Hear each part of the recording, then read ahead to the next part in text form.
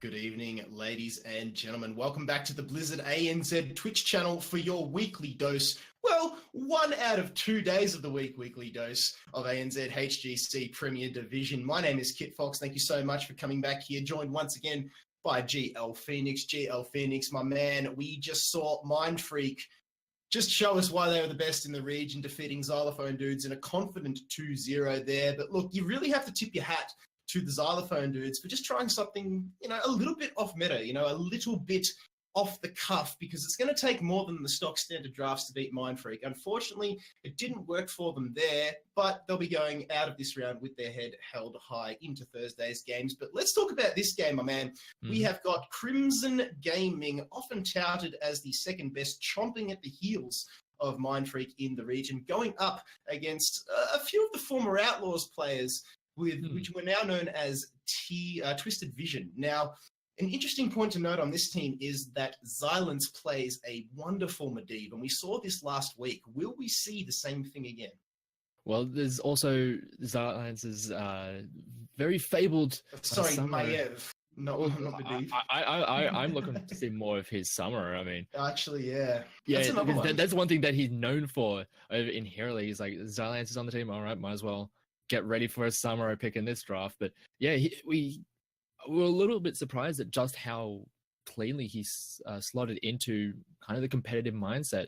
And I'm looking forward to see how he develops over the course of this season. I'm just looking forward to seeing how this team in general goes, because we've got some rather strong players. We've got Coffee, who was, as you mentioned, on that Outlaws lineup from last split, did quite well with them, and is now putting together this new team with some kind of grab players from left, right, and everywhere. And it's a bit of a mismatch of everything, but after that first week, had a rather reasonable showing. And I'm looking forward to seeing how they match up against Crimson, who, as you mentioned, have been touted as one of the best in the region, took Mind Freak to all 7 games over in Intercontinental Clash. And now that they've made just even the slightest of twig, swapping out Altivian for Hacky, maybe it's going to be an improvement. We'll have to see how it goes as we go forward in the season. But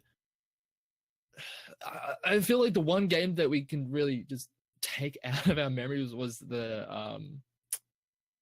Kel'Thuzad game from last week. That seemed like a bit of a blip on the radar. So hopefully we don't see more of that. And we see more of the Crimson that we had in games 1 and 3 last week, where they were incredibly dominant. Yeah, so the Twisted Vision guys is trying to get a hold of their 5th Dommy. Now, we did say that they were made up a lot of the former Outlaws players, GL Phoenix. There is the core of 3 rule, and that's why they are able to retain their spot in the Premier Division. Would they have lost one more member, they would have been unfortunately told to bow out. But they did keep Gondo, Magic Gnome, and the man himself, Coffee. Probably, we've talked a lot about how Blaze likes his Butcher, how Fat94 is known as the Illidan. Coffee is the Junkrat of the region. Yeah. And I say that because, not because he's a skinny little Australian. It's because he's fantastic on the Demolitions Expert. He is his 1% plays with that concussion line are second to none. Yeah, he's been incredibly proficient at that hero, getting a lot of work done on him in the past. And I to be honest, it's a little bit unfortunate that that hero has kind of fallen out of the meta just a little bit, because it's always fun to see a Junkrat throw some chaos into the mix. But you never know. With Coffee in the mix, you never know. He might just throw it in somewhere just for a little bit of fun. And it looks as though, it looks like Dommy was just struggling to get into the game there, and we had a sub log in. There we go, the man himself. There he is. Fashionably late. Fashionably late is what we like There's to say. There's always one. It was Slay's last game. It's Dommy this game. Those two should just get together, and maybe between them, they'll have a fully functioning computer by the end of the week. Well, hopefully we can all just hope that we have everything working the first time. But sometimes we just have to deal with some of those issues. But we should be getting into this game very shortly. So we're just going to make sure that everything is sorted out here. Everybody's got the correct captaincy roles, the correct players on each team, and then we'll get this game underway. We are going to be going over to Infernal Shrines to start things off. So very similar to the way that the Mind Freak game started, we're going to see a bit of John Cena action. But this game, GLP, already strikes me as a game that's going to be a little bit closer and a lot better for the viewing pleasure. Yeah, I feel so these teams are a little bit more evenly matched than what we saw in the previous series. So we may see a little bit more standard on both sides instead of just, a Cho'Gall pick and then whatever that second map draft was. But I'm interested to see where both of these teams go and where the priorities lie, because we saw an interesting priority on first banning the Johanna from the side of XD. I'm not sure that will be a common state for all the other teams, but you never know. I mean, she does still have a lot of those strengths, just doesn't have that base armor. So, look, I like Hacky as a new acquisition into this team. We talked a bit about how Altivian, now playing for Aztec, I believe, has been replaced by Josh Hackett. And let's be honest, like, this is a map where the mages do come out to play, and Hacky, he is known for that chromie. He's also known for the temporal loop that he picked at the brawl. Yeah. I'm never going to let him forget that, by the way, because I mean, temporal loop right now is actually not that bad. I mean, it was for that situation. It was god awful, and he deserves to have that hovering over him for a while. It was a real shocker, but he's still a very prominent chromie here in the scene. But yeah, as you mentioned, mages can come in here, there, and everywhere on this map. We talked about in the previous draft or in the previous series.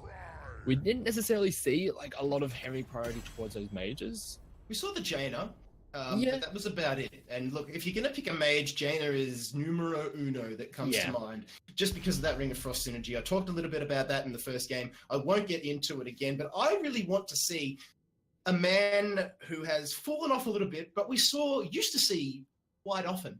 And that is the Kael'thas, and I think that's just because he's kind of been forgotten about a little bit. Wow, the respect! I love it. Van coming out here from the side of I forgot Crimson. God, I'm just so thrown. Silence's Samuro just taken off the board, but the Maiev is still up. But what that allows is the first pick is actually going over to the opposition here. There it is. Smart. We're actually going to see something different coming out of Xaliance, which I'm interested to see what he has left in his tank. Yeah, the two-trick wonder, no longer. He's now being bullied off his champions by Crimson and his own team. Yeah, I'm not sure how the rest of this draft is going to progress, because having to go for that respect ban right off the bat, taking that Samuro, it does leave a lot still on the table. We've seen the Blaze be incredibly strong still. The Garrosh been picked up as well. So there are a lot of the frontliners still available, and they can take that, secure themselves as a solid frontline, and then work their way from there. Maybe even pick up a main tank and potentially the Stukov. They do go for the Blaze, but it's actually going to be the Genji that they followed up with. So still, two very strong heroes at the high end of this draft for TV. So Blaze, Genji, extremely strong, but Malfurion, when it comes to supports, he's probably the first one that you prioritize at the moment, just because no matter how many times the Boomkin Druid gets hit by the Nerf Hammer, he's just extremely strong no matter what, and it's his kit. I mean, it's just straight down to the sheer numbers of the thing. It's just your roots. You can't go past an AoE route. Well, it's not so much the numbers; it's just what they do in the most base of sense. Is like having like a root, having a heal, having a lot of that extra utility that a Malfurion does bring. It's so damn good. He just does almost everything that you need to. Yes, a lot of his Moonfire has been, the strength of the Moonfire has been taken away from that whole Boomkin style that we saw before his rework, but he's still able to get a decent amount of work done with that. And he's just in such a strong position right now, but there's that front line being short up incredibly powerful for Crimson, so they are going to be picking up that Johanna, so maybe there is a little bit of extra priority going towards her, and the Sonya for that solo lane will be able to bully the Blaze a little bit, and but also at least maintain a semblance of control in the solo lane. Yeah, so I don't know. I didn't expect to see Johanna be as prominent in the games tonight or at all, considering that Armor's been taken away. Having said that, we won't see Arthas for quite some time. I have to pay respects for the... Even before the Armor got taken away, he was falling off incredibly. I think a lot of it was when Lucio really went out of the meta, Arthas didn't really have his easy in just to run in with a lot of the speed boost. So it was much harder for him to have avenues into fights. Whereas you look at something like a Blaze who can jet propulsion straight in, he can get in there really easily. So having that, why would you want an Arthas when you could have a Blaze who just does it but better? Yep, I know, right? He's going to bully Sonya out of the lane. Well, hopefully that is what they'll be hoping to do here. Gul'dan now taken away off board. Now, that's not a bad ban considering the range damage is kind of lacking on the side of Crimson at the moment, and they do need somebody to fill that role. Will we see the Jaina? Or, no, we won't see the Kael'thas, I don't think so. But with Gul'dan taken away, it almost has to be Jaina if they're going to go for a mage, you'd think. Well, the Jaina is still there, is just looking at the other potential mages. Not looking too good for the side of mages, but there are other options. You don't necessarily have to go for a mage. There are a lot of the other auto attack based assassins, things like Phoenix. There's also even the potential for Lunara, which could get a lot of work done. But with the ban, interesting that they do go for that. It does lock out the potential of the double Genji, just slicing or double slicing and dicing through a team fight. So they just don't want to deal with that. So I just see where TV end up going with this, because we saw a lot of respect being showed to Xylance and his Samuro. What did he pick up for himself? The Tychus and the Murder. So they do have their front line all shored up. They're just waiting on the support for that last pick. But the Tychus being picked up, I actually quite like it. I don't mind it either, because if you're able to shred Sonya, shred Johanna, and just deal with that front line very, very efficiently. Draken Laser Drill, fantastic at controlling the points as well. I mean, Odin does that, anywhere on the field. But look, if I had to pick a support here, I'd probably go for the Uther, just because you can Divine Shield that Genji and protect that Dragon Blade as he slices and dices around, hopefully onto the back line. And when I say back line, I'm talking about that Malfurion and the potential mage that might actually come out here. Bans Abathur, look, I would have probably gone for the Uther over the Abathur just for that exact reason, the enabling effect that he'll have on the Blaze, on the Genji. But they know something we don't, and Crimson, they're the second best team in the region, very, very close to the first. They'll be looking to knock Mind Freak off their perch, looking to slay the Giant, but first they have to get through Twisted Vision. They've got 2 picks left. The timer has been ticked out. We are going to go all the way down to it. There it is, Phoenix and Junkrat rubbing it in the face of Coffee. Yeah, taking that favored hero for Coffee away from them. And also, that Phoenix coming in will also output a significant amount of sustained DPS. And when you have a composition that is very beefy on that front line with the Johanna and the Sonya, who will be able to stick around for those extended styles of fights, having something like a Phoenix can really just grind away at your opponents. And when you have a Murder and a Blaze on the other side, they are going to stick around for more than a while in those team fights. But after a while, you can just start shredding them down, and maybe they can grind out some of those fights. But it is actually going to be the Stukov, so he is going to be a little bit more favored in the long run. Maybe next /Genji, who knows? Let's see. I mean, look, it's the Premier Division, and stranger things have happened. We just saw a Cho'Gall, and look, I'm excited for the potential of this game, but let's get it on. It is round number 1 of game number 2 of the night. Mind Freak defeated their opponents in game number 1. Who will be joining them? Will it be Crimson, or will it be Twisted Vision? Let us know in the chat. GLP, who are you throwing your chips down behind? Oh, I do quite like both of these compositions. They're rather well-rounded and solid in quite a lot of aspects, but I feel as though I'm leaning more towards Crimson just because of the synergy that this team has already had, and being able to just slot in Hacky on that Junkrat for this composition. I feel as though their synergy is going to be a little bit better coming into this.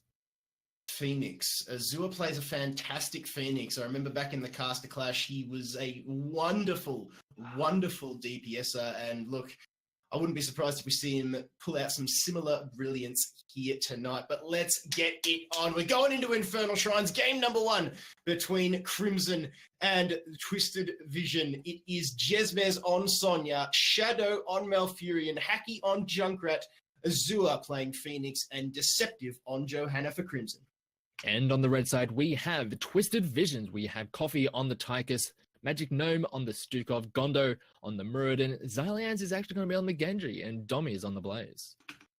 Yeah, so let's see what the bust up can give us. Interesting indeed. I mean, Domi on the Blaze, and Gondo, no real stranger there on the Muradin. Magic Gnome on the Stukov, though, we thought it was going to be something more along the lines of Uther, but regardless, they must think that Lurking Arm provides more value than Divine Shield. And look, you can use it straight from level 1. You don't have to wait till level 10 to get that one up. Already you can see Hacky just poking his way through the fog of war there, just making sure nobody's coming around for a cheeky gank, but Twisted Vision, they're set up down the bottom and just holding way back, waiting for the minions to come out. Deceptive now on that front line as Johanna eats a Stormbolt, will eat a few cheeky hits, but nothing too much to worry about. Already the EXP lead going over ever so slightly in favour of the Crimson. But having said that, we've only played 30 seconds. Sonya up into the top lane. That's Jesmez. Will be 1v1ing against Domi on the Blaze. So the good old Sonya Blaze up in the top.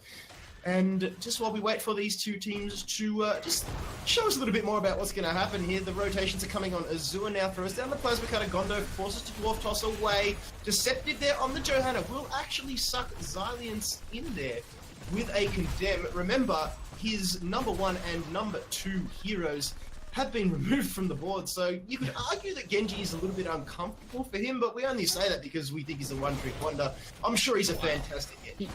He's fine on a lot of the main assassins, as we'll come into this. I mean, he is a very strong player, and it's just that the fact that we know him because as one of those samurai players, because that's one of the things when someone picks up the samurai so often, it's one of those notable points. It's like, well, he's the guy who picks samurai all the time. It's like, yes, we just don't notice him when he's playing other things. You notice someone when they're playing samurai. He's fantastic at the Illusion Master as well. I mean, just when you think your Samuro is running away, all of a sudden, surprise, it's the real one, and then you're dead. And that's just how it unfolds. Yeah. So early on, nothing too much happening. I mean, you're not really expecting a lot of the high-intensity action, the high-intensity team fights coming right off the bat, unless you have the composition to really get those aggressive invades coming down. But we're not necessarily expecting a lot to come out just yet, but a little bit of pressure coming out from Xyliance. But yeah, we're not really expecting too much until we start getting towards those first objectives.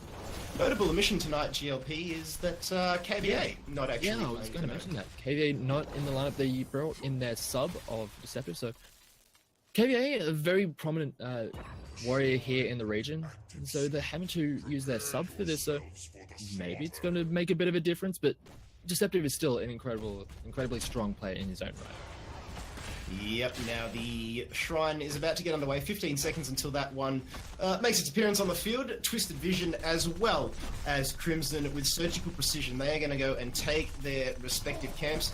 The Shamans I am, of course, talking about. Crimson will get it just slightly earlier, but have a look. Well, no, in fact, it was Twisted Vision who actually got it slightly earlier. Just holding off now a Crimson, so smart play there because they know that the wave push is in favor of TV at the moment. They're going to shove that back. Now they're going to take it. That is the timing they were after. So the rest of Twisted Vision, they rotate up into the top lane, but here comes Crimson. They're going to clear that Shaman first and then create room for their Shamans to do the dirty work while they take the objective. Exactly, just having that little bit of extra pressure, just the little bit of better timing when it comes to the Shamans, you can make all the difference when it comes to the pressure around this first objective. It is starting out in favor of TV, though the first one's going to the point, but just trying to get a fight as Azure almost gets taken down. But there it is, the concussion mine's coming out, and that will displace Domi way too deep, and he gets taken down. So well done, Hacky, channeling his inner coffee. Does what he needs to do with that concussion mine, knocking the team, his opponent all the way back into his team, secures the kill. It's 6-6 in terms of EXP.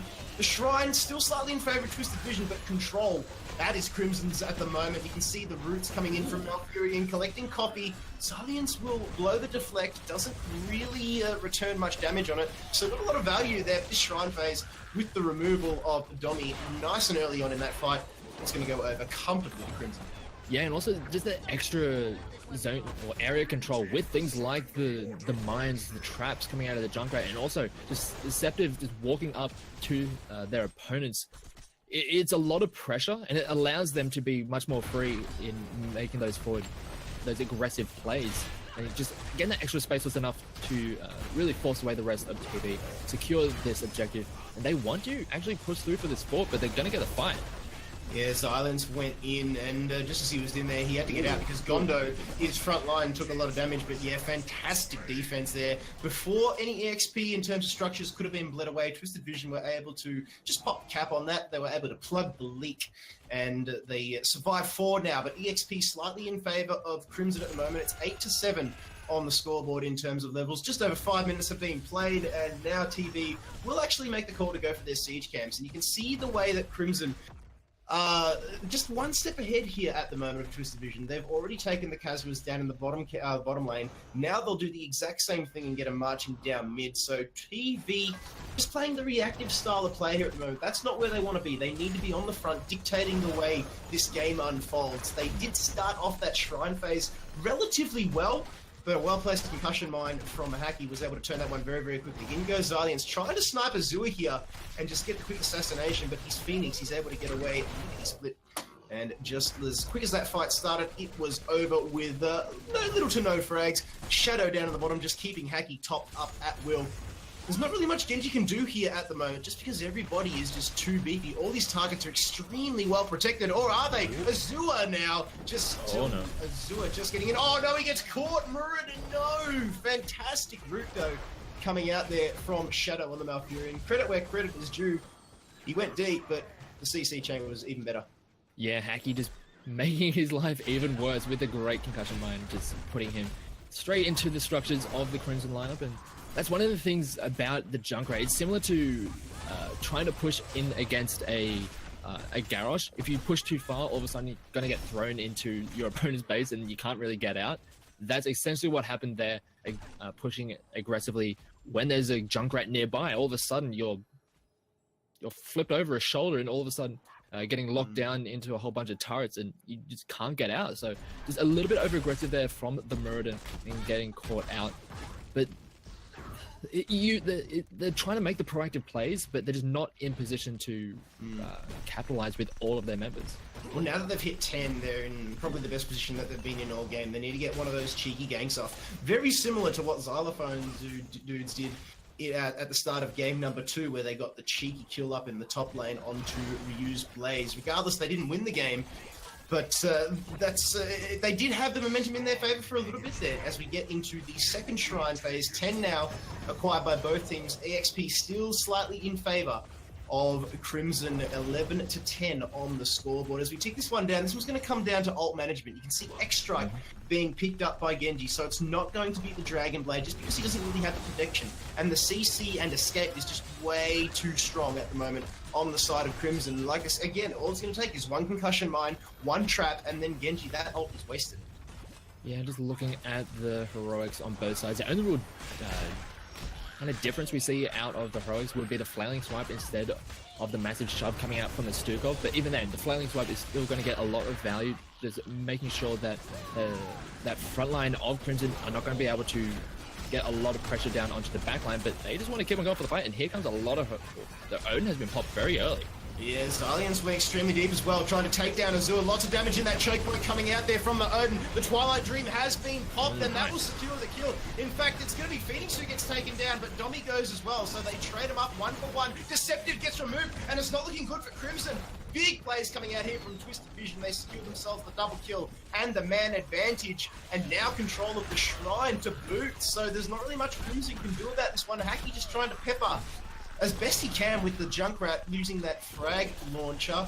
But I think this one's going to go over to Twisted Vision, yes, and it looks as though Jesmez is going to do what he can and try to stem the hemorrhage here. He's going to take the Kazarik camps, get him pushing down the mid lane, with just 4 minions away, and this Punisher will be making his presence known here. It looks like it's going to be a frozen Punisher as well, so just a little bit more for Crimson to think about. Yeah, it feels like with that fight, a lot of the setup that Crimson were trying to really get done was just nullified by a bunker. Surprise, surprise. It just does so much. And also the X-Strike is a more defensive style of heroic. They're able to avoid a lot of the damage and crowd control coming in from Crimson, and then they were able to turn it around onto that back line, clean up the Phoenix, and at that point they just weren't able to stick around.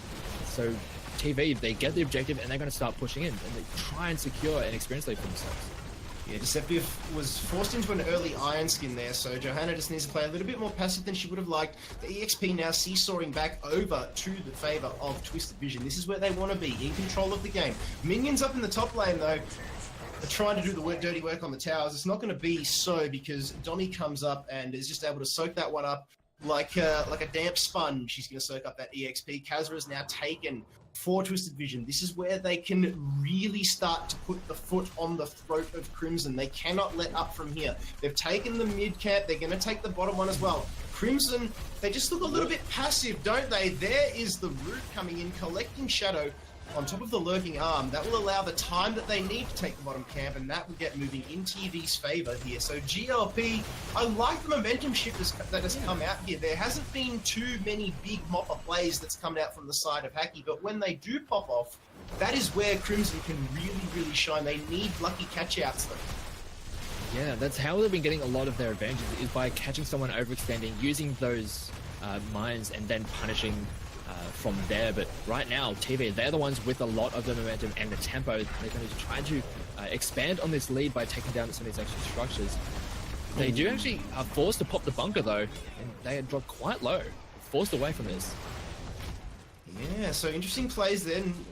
Good work. Look, you really have to give credit where credit is due there. Shadow and the rest of Crimson were able to react superbly to that push that was coming down in the bottom lane, and one cheeky frag is all it takes to shift it back into their favor. And as I say that, the EXP back again. We've got this seesaw game going on here, GLP. Crimson Gaming are back in front. Will they go for the invade? They know it's on. There's nobody else on the map. There's a complete hush. Here they go. Deceptive is going to go in. Pulls the trigger. Blessed Shield into the Condemned. In goes Jesmes. Spin to win and gets the kill on the Spook. Oh, well done. Great steal. That is the Crimson that we know and love. And they will steal the Shamans away, and they'll take the EXP lead as well. Thank you very much, they say. Yeah, they will just take that every day of the week. We saw a rather similar play that TV actually did in last week, just making an invade that the opponents were not really expecting, catching them out and turning the momentum of the game. But they are on the other end of it this time. So Crimson in a reasonable spot now. They're going to be very much in the lead when it comes to the race to level 16, and they should have that once we get into this next shrine phase, and it's just whether or not they can have an opportunity to make the most of the talent tier advantage. So we're going to go into the third shrine phase now. 30 seconds. The clock starts ticking down. Gondo does a lot of damage to Deceptive with the help of Coffee there, who has actually gone for the bigger they are as opposed to in the rhythm. So not going to get those stacks up, but still going to deal massive, massive chunks in these fights. And combine that with Odin after that, while the cooldown is on, he is going to be an absolute menace. He's protected so well at the moment by Gondo, and everybody's attention is on Xalians, because that's just what Genji does to you. He dashes through your backline and commands you to look at him. Now the rotation will go on. Yes. Yeah. And when you're looking at the DPS line for the side of Crimson, you've got a Junkrat and a Phoenix who can fall prey to something like a Genji slashing his way to that back line. They have to actually deal with him, as they do get a lockdown on him. There he goes. Xalians goes in. The Odin is procced. Coffee now straight underway. A little bit premature on that one, so now he's forced to go back and utilize the cooldown at soaking up the little dudes on the shrine. Gondo forced to dwarf toss back into the fight here. In goes Deceptive.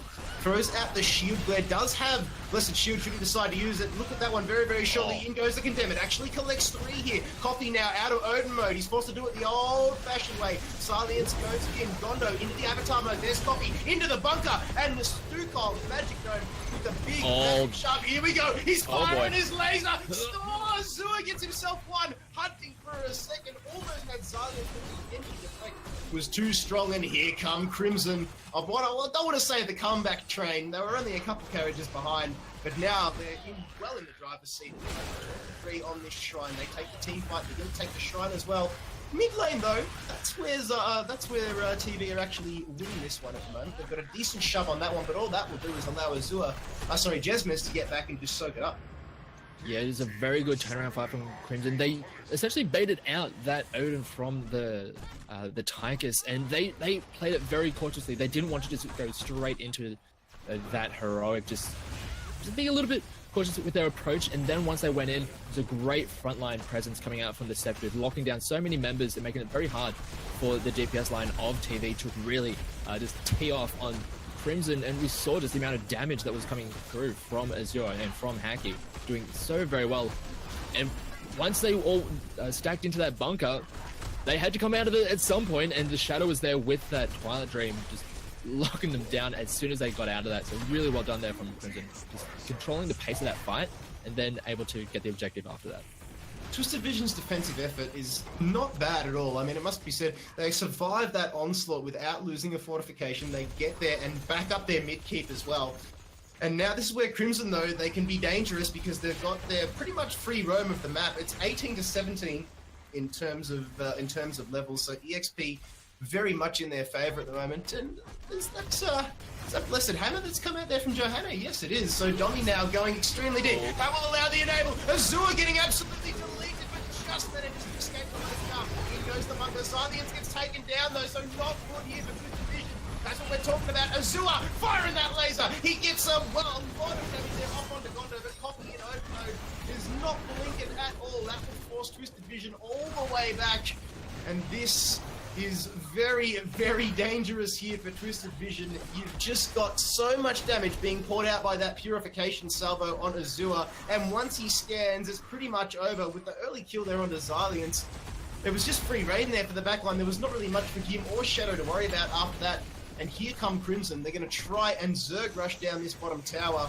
Or are they? Jesmez is actually going to retreat and take the camps, push that in the mid lane before finally rejoining his team.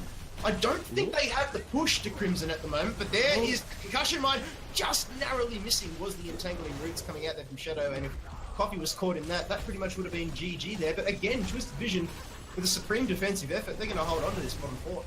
Yeah, the means were just not there. Yeah, they had the casualty camp there, but they were not the means to be able to tank that fort. So Deceptive was just taking a lot of tower or fort shots. Couldn't just stick around for too long, but you know, it was a great Twilight Dream in that earlier fight around that camp from the Shadow. Just we had the aggressive play coming out from Xylians on the Genji. He wanted to get that assassination onto the Phoenix, but all of a sudden getting locked out of all of his abilities because of that Twilight Dream. All of a sudden, he was the major target for the Crimson lineup, and they were able to clean him up, and then the rest of the fight. You're mentioning the amount of damage coming out of Azure. Those Purification salvos have been doing so much work in these fights, but we have to really give a lot of credit over to Hacky as well, because the amount of damage that he's pumping out, it doesn't seem like all that much, because you're just like throwing a grenade here and there and everywhere. They're not like the big numbers that you usually expect out of something like a Phoenix. But the Junkrat is actually just pottering away and doing a serviceable job right now, as Azure is almost caught out again. Yeah, needs to be careful. He does have that warp to get away should he decide to use it, but decides against it, as well as that passive shield as well, so he'll just be happily just sitting back, regenerating that one up. We're 10 seconds away from the shrine here, and this is really one that Twisted Vision, they need to take this one, it must be said, but level 20 is going to be hit before they even hit level 19. They can't even fight, they can't contest at this point. They can't. I mean, like we said, level 20 now finally being picked up, and Twisted Vision not even trying to defend it here. They're going to do what they can, and that is take down fortifications. They're going to let Jesmez be the solo man on the Sonya there, and soak up those little dudes. Meanwhile, we've got a bit of a mirror match going on here. We've got Twisted Vision up the top, pushing down the top lane of Crimson. Crimson doing the exact same, except in the bottom lane. And it looks as now the B trigger is going to be pulled. There we go. Twisted Vision finally get back. And they won't be too phased about that one, because there's not much they can do. The concussion mine, just not as effective as you would have hoped there. Once they hit 20, you can expect them to be a lot more aggressive. Yeah, they can't really do a hell of a lot right now. They have to be very cautious with how they hold on to this defense. They don't want to get dragged into a fight being down that massive talent tier at level 20s. The Crimson, they want to get aggressive. They want to start pushing it into the base of TV and try and end it right now. Yes, they want to pull that trigger now. Xylians goes in, and the Condemn is actually going to collect them here. In goes the Riptide, but the bunker is able to nullify that. So much damage. In fact, the Riptide didn't even blow there. Deceptive needs to be careful. Crimson being extremely aggressive. Yeah, there it is, finally coming back up. Now the Punisher trying to do the work. Big Twilight Dream. In goes the Purification salvo. It's going to collect 3 and secure the kill onto Blaze, onto Genji. Azure is, well, should fall here. The man has got what? The Unconquered Spirit. The Unconquered Spirit, the level 20 was enough to keep him alive, so they're able to just keep the fight going, and they clean up the rest. This Punisher is just going to finish up the rest of TV if Crimson don't do it themselves.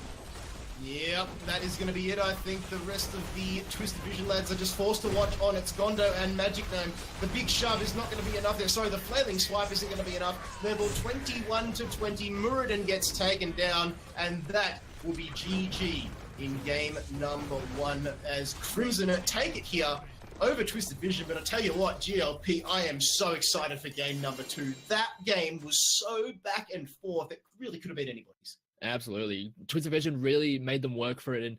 And a lot of those level 20s did come in for the side of TV in that last fight, but those 2 cheap death passives on the side of Crimson really, they got the full value out of them. They got the indestructible out of the Johanna and also that Unconquered Spirit from the Phoenix. You want to get that final shot to finish them off, but all of a sudden they've got this massive shield and all of a sudden they just turn around and just blast you into oblivion. So it was a bit unfortunate for TV to walk into that, but really well done from Crimson to really control that ending fight. I want to draw a special mention to the positioning of Azua on his Phoenix for every single fight that he was in. He was able to get at least 2, if not 3 or 4 targets in that purification salvo every single time. And some people argue that as an ult itself doesn't really deal too much damage, but when you've got your team backing you up and you're locked on to 4 targets, auto it, like it's ruthless how much damage. Is a hell of a it's a hell of a move.